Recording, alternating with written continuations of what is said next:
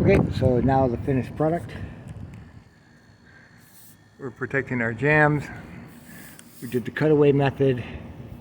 So we have the butyl is stuck to the OSB that overlaps onto the WRB,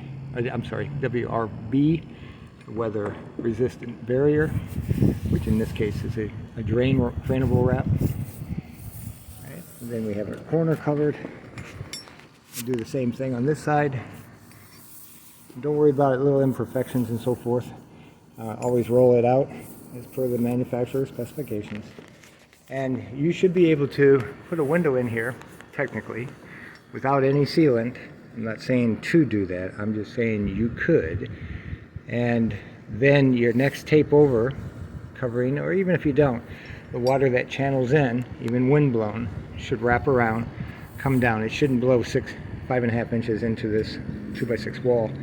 And then when it hits the bottom sill, because you're leaving a gap here all along the sill, the water should drain out and then continue downward along the house wrap. That is a mechanical draining system.